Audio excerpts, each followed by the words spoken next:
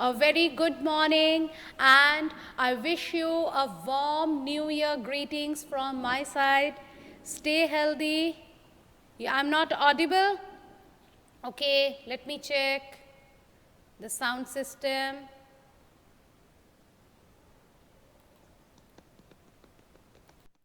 Now check whether you can hear me. Can you hear me, students? Please tell me once.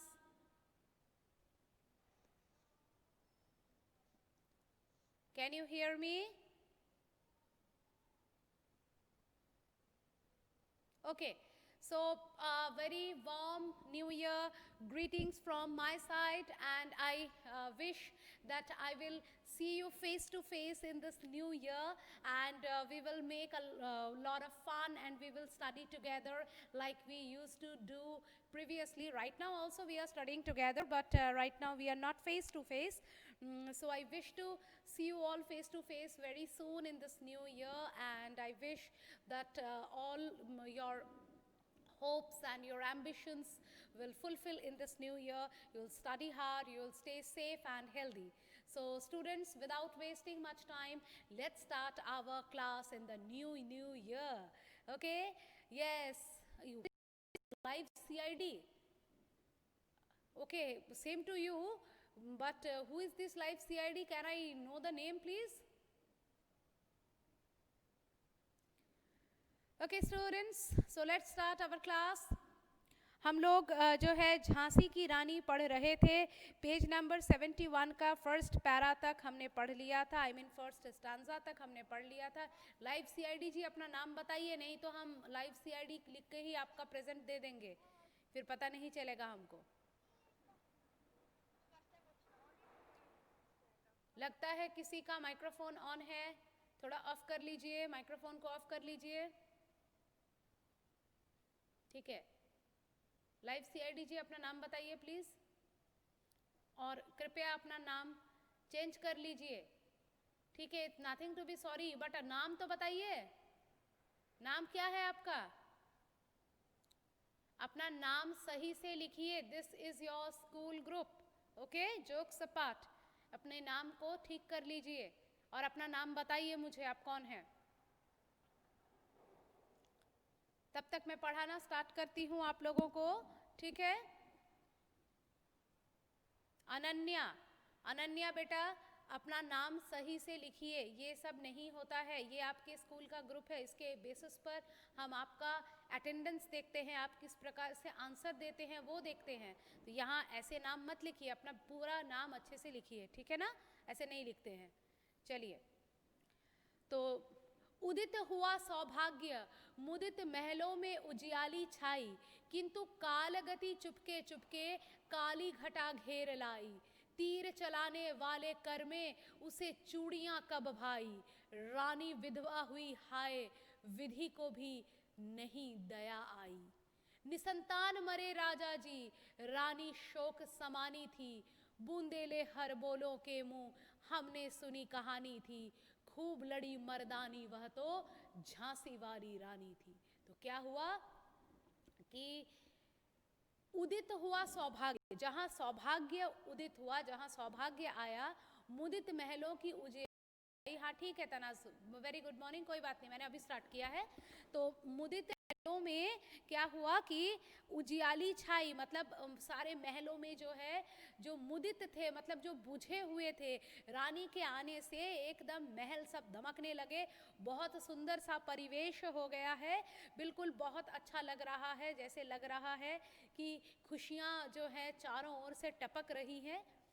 किंतु काल गति चुपके चुपके काली घटा घेर लाई. लेकिन पता नहीं कैसे काल की गति आ गई, जो है हमारा जो काल है, नियति जो है, वो पता नहीं कहाँ से उसकी काली घटा जो है इतने सुंदर माहौल पे आके पड़ी. क्यों ऐसा कहा गया है? यानी कि कुछ बुरा हुआ है. क्या हुआ है? तीर चलाने वाले कर में उसे चूड़ियां कब भाई.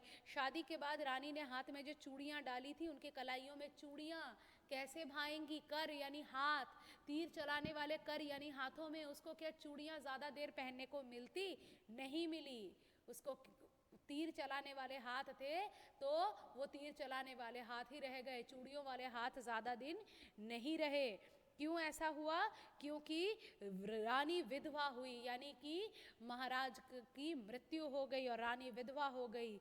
हाय विधि को भी दया नहीं आई। विधि यानी कि हमारा जो अदृष्ट है, भाग्य है, उसको दया नहीं आई रानी पर। ऐसा जुर्म क्यों हुआ, सॉरी इतना ऐसा अपराध उसके साथ क्यों हुआ, ऐसा मतलब दुख उसको क्यों पहुंचाया गया?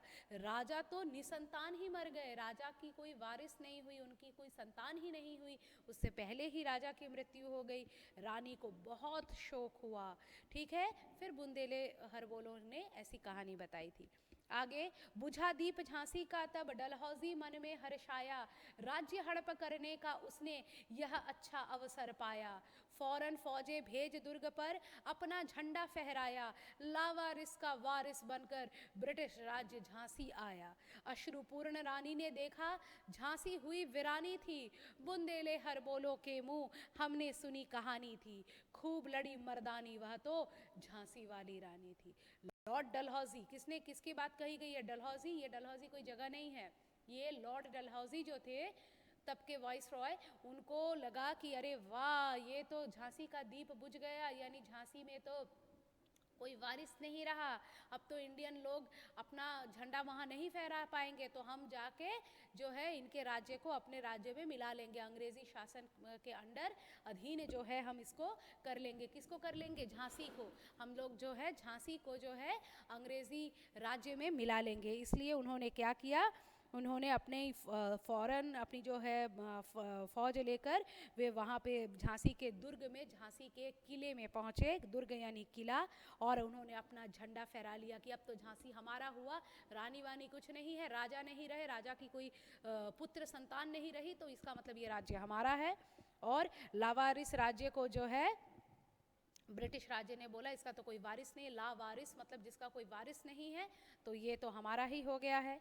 रानी बहुत अश्रुपूर्ण अवस्था में थी, पूरा आंखों में आंसू भरे हुए थे, दुख के दिन बिता रही थी, तभी तभी राजा की मृत्यु हुई थी। और देखा कि झांसी एकदम वीरान हो गई है, वीरानी यानी वीरान हो गई है, झांसी जो है एकदम खाली हो गया है, झांसी में अब लोग नज़र नहीं आ रहे हैं, सब दुखी हो गए हैं। अनुनय विनय नहीं सुनता है विकट फिरंगी की माया, व्यापारी बन दया चाहता जब यह भारत आया, डलहौजी ने पैर पसारे अब तो पलट गई काया, राजाओं नवाबों की को भी उसने पैरों ठुकराया। रानी दासी बनी, बनी है दासी अब महारानी थी, बुंदेले हरबोलों के मुंह हमने सुनी कहानी थी। तो क्या हुआ? अनुनय विनय नहीं सुनता है कोई, जो ये जो ब्रिटिश जो फिरंगी जो थे, जो फॉरेनर्स थे, इनमें कोई माया दया कोई भी मतलब ये सब उनमें नहीं थी, एब्सेंट था टोटली, वे बिल्कुल भी दयालु नहीं थे। इसलिए क्या हुआ कि उन्होंने किसी प्रकार का अनुनय विनय नहीं सुना, और क्या किया कि जो है वो तो व्यापारी बनकर इंडिया में आए थे और अब भारत को ही उन्होंने पूरा ग्रास कर लिया है। डलहौजी ने अपने पैर पसार लिए, यानी पूरे मतलब जगह को एनक्रोच कर लिया, अपने अंडर कर लिया झांसी को, और मतलब राजाओं नवाबों को उसने अपने पैरों से ठुकरा दिया, बोला कि तुम कौन हो मेरे सामने। तो रानी बेचारी अबला विधवा नारी रोती बिलखती, उसकी क्या मजाल थी कि लॉर्ड डलहौजी के सामने खड़ी होकर जो है वो कुछ बोले, तो वो भी डलहौजी की बात उसको माननी पड़ी। इसलिए वो क्या बन गई? रानी से दासी बन गई अंग्रेज शासकों की, अपने ही राज्य में कल तक जहाँ की वो महारानी हुआ करती थी, आज वह वहाँ की दासी बन गई। छिनी राजधानी देहली की, लिया लखनऊ बातों बात, कैद पेशवा था बिठुर में, हुआ नागपुर का भी घात, उदयपुर तंजौर सतारा कर्नाटक की कौन बिसात, जबकि सिंध पंजाब ब्रह्म पर अभी हुआ था वज्रपात, बंगाले मद्रास आदि की भी तो यही कहानी थी, बुंदेले हरबोलों के मुंह हमने सुनी कहानी थी। बोला कि राजधानी छिन गई, दहलीज छिन गई, अपना महल छिन गया, लिया लखनऊ बातों बात, अब अंग्रेज़ों की चालें बताई जा रही है, कहाँ कहाँ उन्होंने कौन कौन सी जगह ले ली, लखनऊ भी ले ली। पेशवा जो थे, पेशवा था, वो बिठूर में थे, बिठूर नामक स्थान में थे। और नागपुर पर भी उन्होंने जो है आक्रमण किया। उदयपुर, तंजौर, सतारा, कर्नाटक, सब जगह को उन्होंने अपने अंग्रेज़ों ने जो है अपने कब्ज़े में, अपनी मुट्ठी में कर लिया।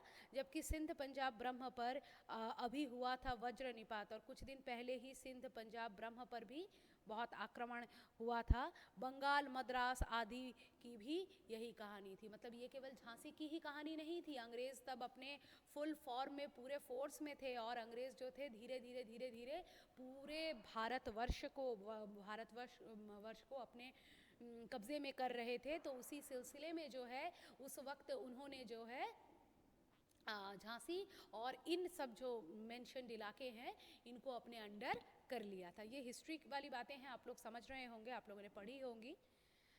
रानी रोई रनिवासों में, बेगम गम से थी बाजार बेजार, उनके गहने कपड़े बिकते थे कलकत्ते के बाजार, सरे आम नीलाम छापते थे अंग्रेजी के अखबार, नागपुर के जेवर ले लो, लखनऊ के लो 9 लाख हार, यो पर्दे की इज्जत परदेशी के हाथ बिकानी थी, बुंदेले हर बोलों के मुंह हमने सुनी कहानी थी।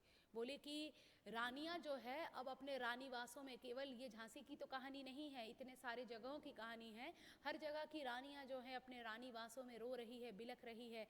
उनकी जो मतलब पर्दे में रहने वाली इज्जत थी, तब के ज़माने में रानियों को बहुत संभाल के घर की इज्जत समझ के पर्दे में रखा जाता था। बाहर के लोगों से मतलब मिलने भी नहीं दिया जाता था। बाहर के लोग उनका आजीवन उनका चेहरा भी नहीं देख पाते थे। और उन रानियों के जो गहने कपड़े लत्थे हैं वो कोलकाता के बाज़ार में और लखनऊ का 9 लखा हार जो है बाज़ार में बिक रहा है। सारी रानियों के कपड़े, फिर उनके जो है गहने, उनको अखबार में अंग्रेज़ सरकार जो क्या कर रहे हैं, अंग्रेज़ सरकार अखबार में पब्लिश कर रहे हैं कि नीलाम हो रहा है इनका, ये चीज़ ऑक्शन हो रहा है, और उनके कपड़े, उनके गहनों का ऑक्शन करके उनको बेचा जा रहा है। जो कि मतलब किसी भी तरह से जो है मतलब अंजलि बेटा अपने नाम को एडिट कीजिए। वेरी गुड मॉर्निंग, ठीक है। तो ये जो है किसी भी तरह से जो है मतलब माफ़ करने के योग्य बात नहीं है, है ना। क्योंकि ये जो है मतलब कोई इसको माफ़ क्यों करेगा, क्योंकि मतलब जहाँ हमारी औरतें इतनी सम्मान से इज़्ज़त से रहती थी, उनके गहनों, उनके कपड़ों को इस तरह भरे बाज़ार में अगर नीलामी की जाए, वो भी अगर अखबार में छापी जाए, तो इनको माफ़ करना तो दूर, इनके लिए केवल दिल से बद्दुआ ही निकलती थी, ठीक है। फिर क्या हुआ, कुटियों में विषम वेदना, मतलब जो कुटियों में थी विषम वेदना, महलों में आहत अपमान, वीर सैनिकों के मन में था अपने पुरखों का अभिमान, नाना धुंधुपत पेशवा जुटा रहा था सब सामान, बहिन छबीली ने रणचंडी का कर लिया था प्रकट आह्वान, हुआ यज्ञ प्रारंभ उन्हें तो सोई ज्योति जगानी थी, बूंदेले हर बोलों के मुंह हमने सुनी कहानी थी। तो क्या हुआ कि जो है कुटियों में विषम वेदना थी। सारे राजा रानियां जो थी अब कुटियों में, छोटे छोटे हट्स में आ गए थे, और वहाँ पर बहुत विषम मतलब बहुत ज़्यादा, बहुत गंभीर वेदना यानी कि दुख था। महलों में आहत अपमान, और महलों में केवल अपमान ही अपमान था।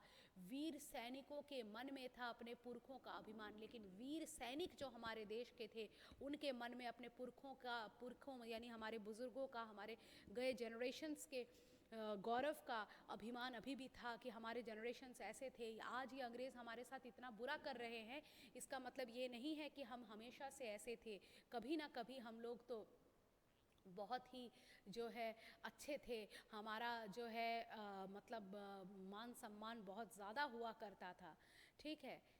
नाना धुंधुपत पेशवा, लेकिन अब इतने सारे दुख भरी कहानियाँ चल रही थी, इतने दुख भरे चीज़ें चल रही थी, इतने दुख के बीच में कहीं ना कहीं आनंद की बात थी, इतने दुख के बीच में भी एक खुशी का संवाद था, कहीं ना कहीं जोश थी, उम्मीद थी। किस प्रकार का जोश और उम्मीद था कि रानी जो है और नाना साहब के साथ पेशवा उन लोगों के साथ जो मिलकर धुंधुपंत पेशवा के साथ नाना और रानी सब मिलकर बहन छबीली यानी कौन, झांसी की रानी, ये सब जो है बहन छबीली का तो रणचंडी का रूप हो गया था। मतलब एकदम युद्ध में नागिन की तरह, एकदम मतलब शेरनी की तरह आने का उन्होंने पूरा एकदम तैयारी उन्होंने कर ली थी, क्योंकि रानी तो पहले से ही लड़ाकू थी और शादी के बाद भी उन्होंने, मैंने कहा था, नारी सेना तैयार करके रखी थी।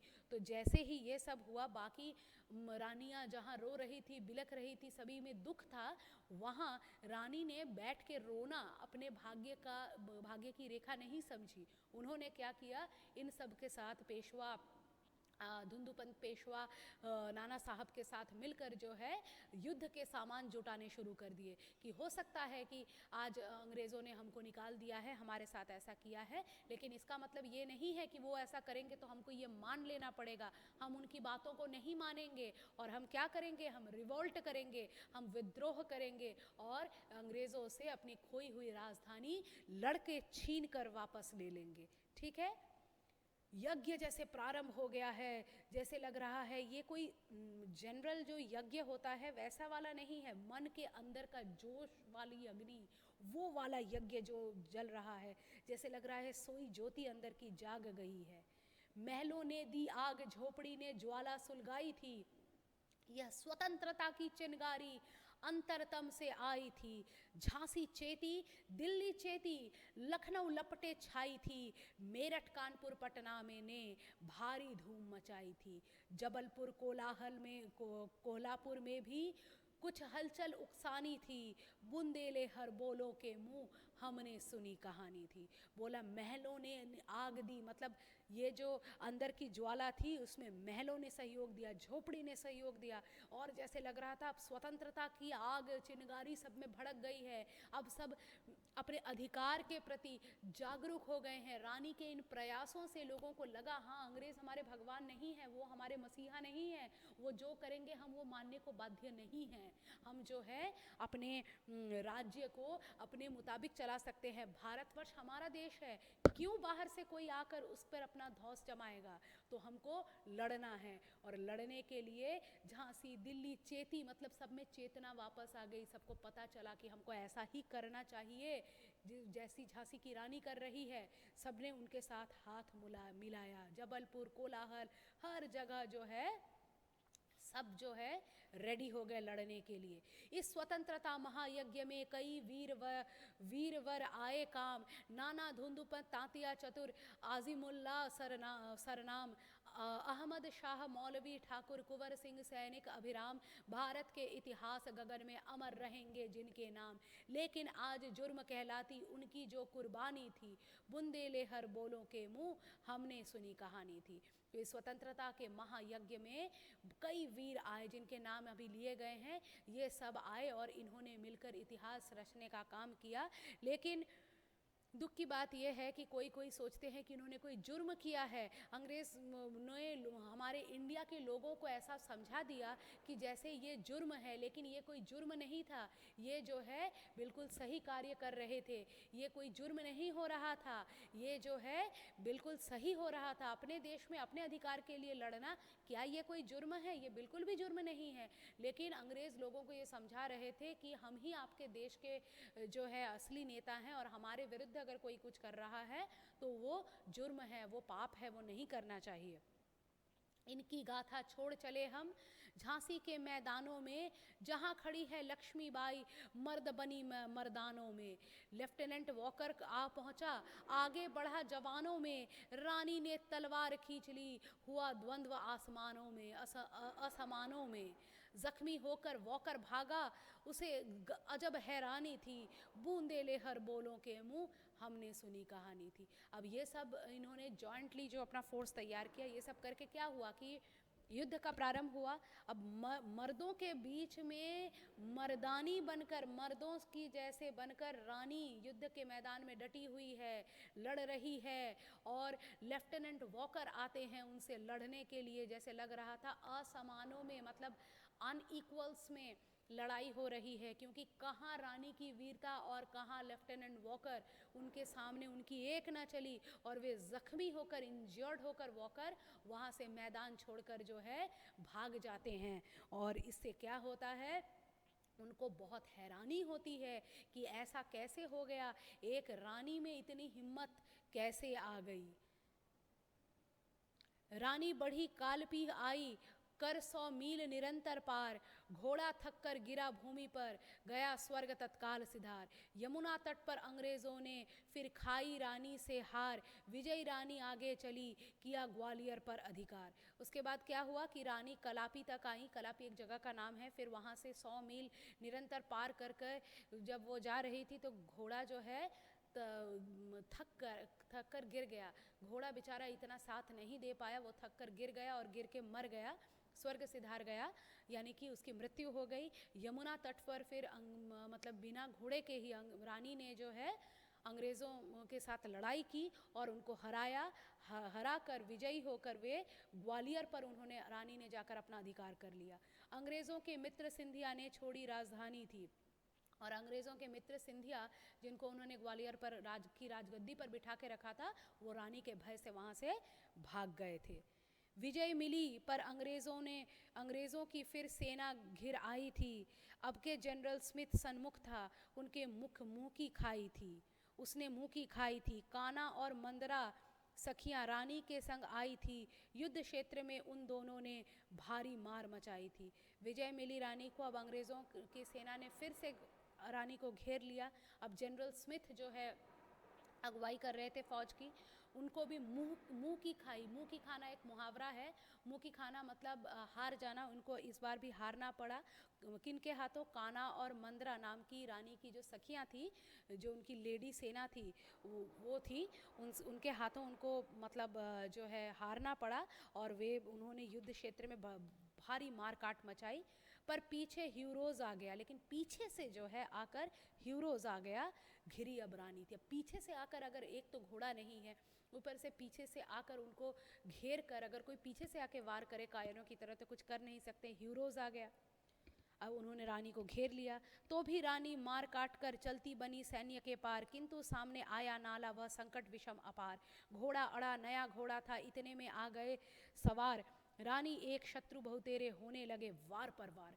तो क्या हुआ कि मार काट कर मचाती हुई रानी, लेकिन ह्यूरोज पीछे से आके आक्रमण करता है, लेकिन रानी उसको भी संभाल लेती है और जो है मार काट करती हुई वो आगे बढ़ती जाती है। लेकिन अब क्या है कि पहला वाला घोड़ा तो उनका मर चुका है, वो उनका पेट घोड़ा था, उसको उन्होंने ट्रेन करके रखा था, इमरजेंसी में नया घोड़ा उनको लेना पड़ा। तो ये नया घोड़ा जो है इतना ट्रेंड नहीं था, और एक सामने बड़ा सा नाला जो है उसको देखकर घोड़ा जो है अड़ गया, वो किसी भी तरह से पार नहीं जाने लगा। तो जैसे ही घोड़ा अड़ गया, उनका स्पीड कम हो गया, तो पीछे से जो है अंग्रेज़ आ गए और उन्होंने रानी को दोबारा से घेर लिया, और रानी अकेली और इतने सारे बहुतेरे शत्रु, इतने सारे अंग्रेज़ एक साथ उन पर वार पर वार करते गए। घायल होकर गिरी सिंहनी, उसे वीर गति पानी थी। घायल होकर हमारी जो सिंहनी, हमारी जो रानी थी, जो सिंहनी की तरह लड़ रही थी, लाइनस की तरह फाइट कर रही थी, वो गिर गई, वीर गति पा गई। वीर गति पाना मतलब मृत्यु को प्राप्त होना। कहाँ? युद्ध में। जो हारते मतलब जीतते हुए मतलब जिसको मौत मिले, उसे वीर गति पाना कहते हैं। तो उनको अब तो वीर गति पानी ही थी, क्योंकि अब बचने का कोई चांस नहीं था उनका। इतने सारे अंग्रेज़ों ने अकेली रानी पर वार किया। रानी गई सिधार, चिता अब उसकी दिव्य सवारी थी, मिला तेज से तेज, तेज की वह सच्ची अधिकारी थी। अभी उम्र कुल 23 की थी, मनुज नहीं अवतारी थी, हमको जीवित करने आई, बन स्वतंत्र नाता नारी थी। बोला कि रानी सिधार गई, उनकी मृत्यु हो गई। चिता की जो आग थी, दिव्य आग थी, उस जैसे लग रहा था चमक से चमक, रानी की जो आत्मा की चमक थी उसके साथ चिता की अग्नि की चमक दोनों मिल गई थी।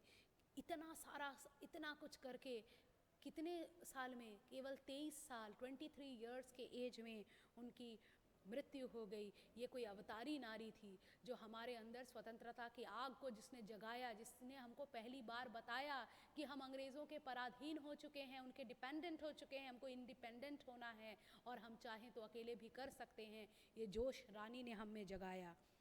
दिखा गई पथ, सिखा गई हमको जो सीख सिखानी थी। उसने हमको पथ दिखाया, उसने हमको सीख दी, वो जो सीख सिखाने आई थी इतने कम आयु में, उसने हम भारतीयों को वो सीख सिखा दी। हम लोग जो इतने सालों से अंग्रेज़ों के कब्ज़े में पड़े हुए थे, लेकिन हम समझ ही नहीं पा रहे थे कि अंग्रेज़ हमारा शासन कर रहे हैं, हमारा शोषण कर रहे हैं। रानी ने इतने चंद दिनों में ही हमको ये समझा दिया कि हमको क्या करना चाहिए, अंग्रेज़ों के अगेंस्ट लड़ना चाहिए। इसीलिए 1857 के विद्रोह को, सिपाही म्यूटनी को हमारे देश का पहला स्वाधीनता संग्राम कहा जाता है। जाओ रानी, याद रखेंगे हम कृतज्ञ भारतवासी, यह तेरा बलिदान जगावेगा स्वतंत्रता अविनाशी। होवे चुप इतिहास, लगे सच्चाई को चाहे फांसी, हो मदमाती विजय, मिटा दे गोलों से चाहे झांसी। तेरा स्मारक तू ही होगी, तू खुद अमिट निशानी थी, बुंदेले हर बोलों के मुंह, हमने सुनी कहानी थी, खूब लड़ी मर्दानी बातों, झांसी वाली रानी थी। बोला जाओ रानी, तुमको हम याद रखेंगे।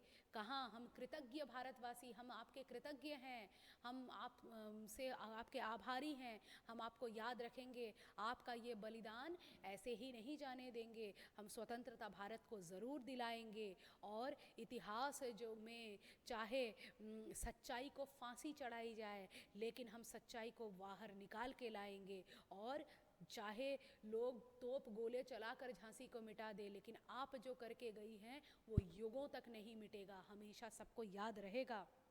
आप खुद ही अपनी स्मारक हैं, आप खुद ही जो है अपने आप में कोई मूर्ति बनाकर आपका स्मारक बनाने की ज़रूरत नहीं है। स्मारक क्या होता है? जब हम लोग किसी के मृत्यु पर उसका स्मारक बनाते हैं तो उसको देखकर लोग इसको याद करते हैं, लेकिन आपको ऐसे फॉल्स स्मारक की ज़रूरत नहीं है। आप अपने कर्म से ही अपनी स्मारक बन गई हैं। आपने ऐसा काम किया है कि लोग कभी भी आपको भूल नहीं पाएंगे। इस वजह से आप हमेशा सबको याद रहेंगी। ये कहानी हमको बूंदेली हरबोलो ने सुनाई है, झांसी वाली रानी खूब लड़ी थी। सुभद्रा कुमारी चौहान जी ने लिखी है और मुकुल नामक उनका जो कविता संग्रह है वहाँ से इसको उठाया गया है। तो ये चैप्टर जो है ख़त्म होता है, हम अगले कक्षाओं में इसके एक्सरसाइजेस करेंगे। ठीक है। स्मारक मैंने बोल दिया है, स्मारक का मतलब है क्या? स्मारक का मतलब है हमारा जो किसी के मरने के बाद मेमोरियम बनाते हैं, उसके लिए स्टैचू वगैरह बनाते हैं, उसको स्मारक कहते हैं। तो विद्यार्थियों अपना अटेंडेंस दे दीजिए, बहुत देर हो गई है। नाम लिखिएगा क्योंकि आप लोगों ने क्या क्या सब। हाँ, आयुष,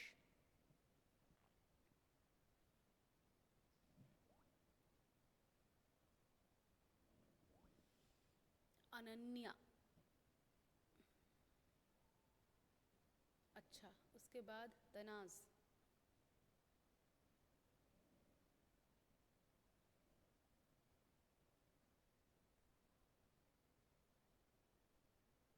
ठीक है विद्यार्थियों। फिर आज के कक्षा में इतना ही रखते हैं, समय हो गया है, मेरा दूसरा क्लास है, तो फिर मिलते हैं अगले कक्षा में। तब तक के लिए मुझे इजाज़त दीजिए। पढ़ लीजिए इसको। अंजलि शाह, हाँ मैंने प्रेजेंट कर दिया है, एक बार आई थी, देखा मैंने, तो उसके बाद फिर दिखी नहीं अंजलि, लेकिन हमने प्रेजेंट कर दिया है क्योंकि उसने मुझे विश किया था। तो फिर इसलिए मुझे पता है अंजलि प्रेजेंट है। तो विद्यार्थियों फिर मिलेंगे अगले कक्षा में, तब तक के लिए मुझे इजाज़त दीजिए। और आप लोग देख लीजिए, अगर आपको कविता में कहीं कोई डाउट है तो मुझे बता दीजिएगा। ठीक है, तो फिर मिलेंगे, तब तक के लिए धन्यवाद।